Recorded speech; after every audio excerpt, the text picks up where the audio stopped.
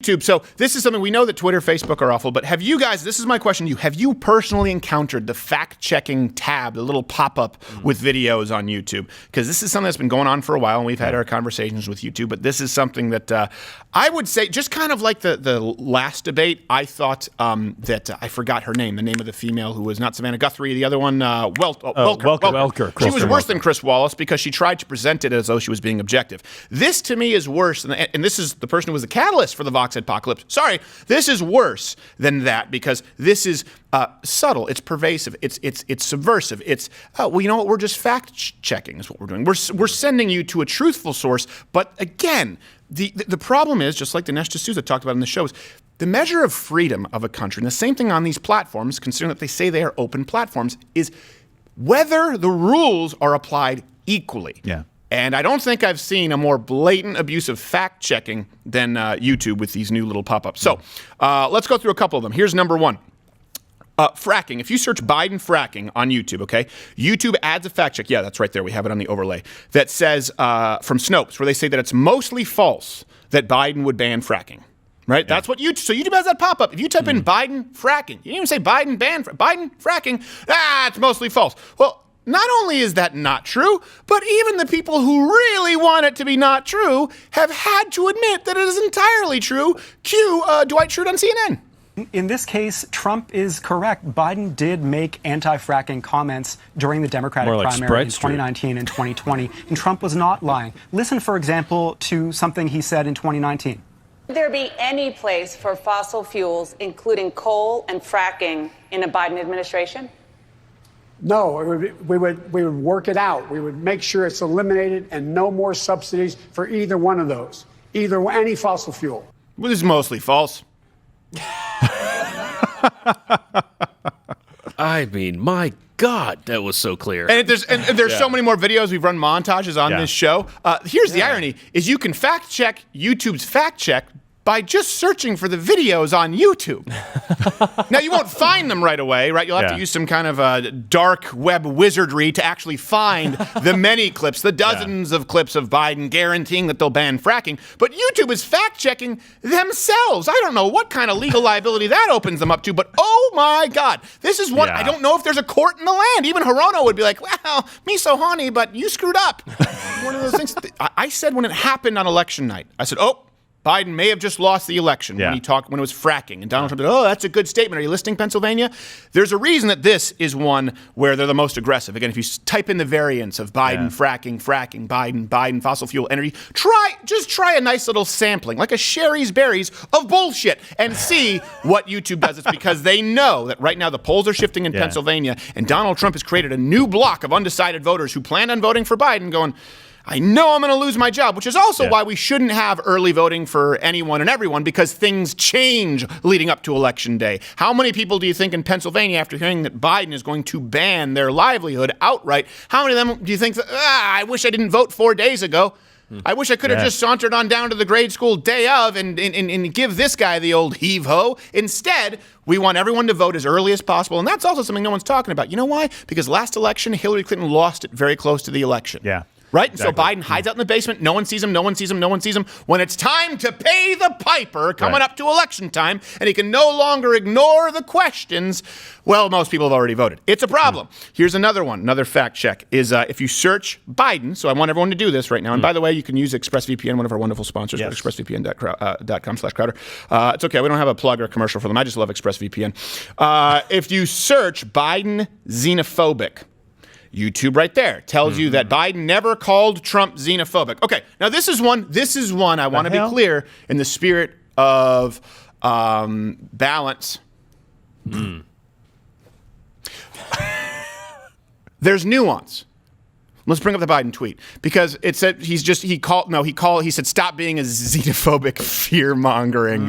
And by the way, the context there matters because he said it in response to Donald Trump's travel ban. So the nuance there is you just need to actually read Joe Biden's tweet where he called Donald Trump xenophobic. How does YouTube justify? I don't understand this. How do they even justify saying, oh, he didn't call Trump xenophobic, because Joe Biden tried to be clever and say, I didn't call Trump's travel ban xenophobic. I just responded to his travel ban saying that it was xenophobic fear-mongering. So really, I just called Trump xenophobic, but not the ban, even though I haven't responded as to whether I would have done it or not. And look at me, my mask is below my nose. So this is what happens with Biden. And even, by the way, I want to be really clear. I think Snopes, everyone recognizes that he did call Trump xenophobic. So if you search on YouTube right now, Obama spied on Trump campaign, or you could type in Obama spied on the Trump campaign, or did Obama spy on the campaign? Yeah. Give it your own little zest.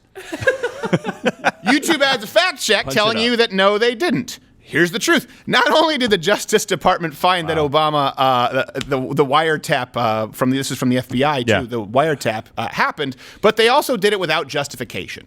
Oh. This is from the Justice Department, from the FBI. People who don't really like Donald Trump, by the way, a lot of these folks. The people who are banging down doors like Donald Trump, the people at the desks, not so much very often. There's been some friction. A little bit. So imagine this right now, we've just gone through 3.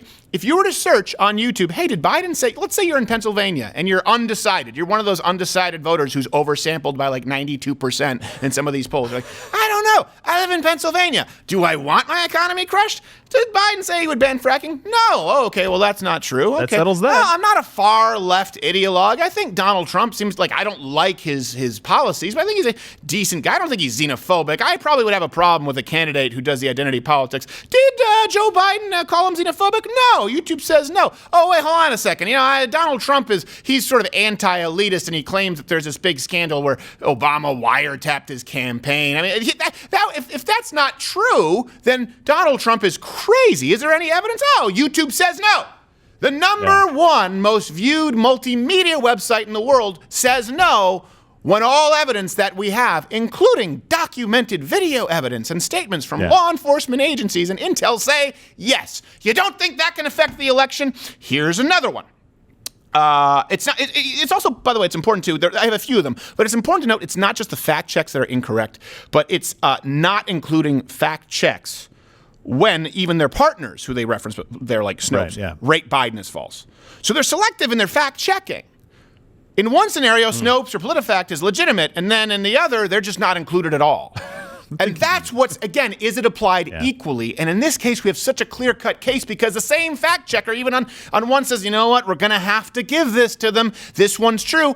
Just a blackout from YouTube. So here's another example on that. Biden claimed on multiple occasions that Trump told people to drink or to inject bleach. YouTube doesn't include a fact check at all. So if you type that in, nothing. Donald Trump, Joe Biden, Trump, injecting bleach, ingesting bleach. Type in your variants. Nothing.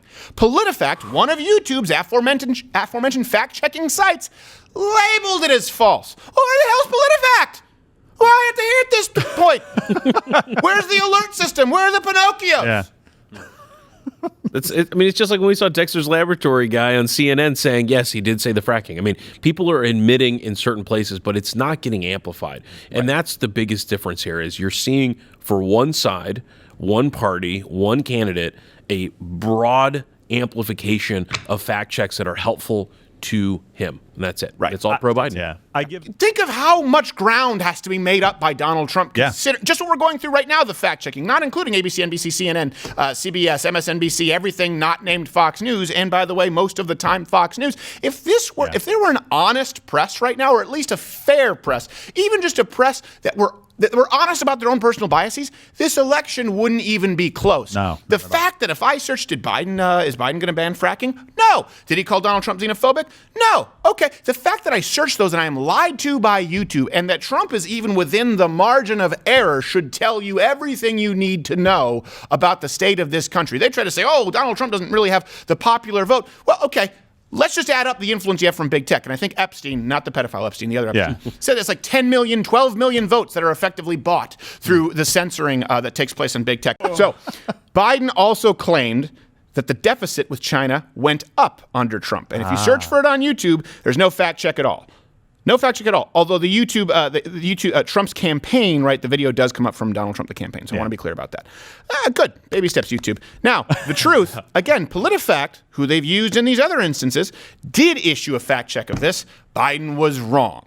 Biden was wrong. The trade deficit did not go up. It was higher under Barack Obama. It's very clear because there's a clear-cut financial before and after. So this is what really matters, is are these standards being applied equally? And just think of how much manipulation is taking place with this election.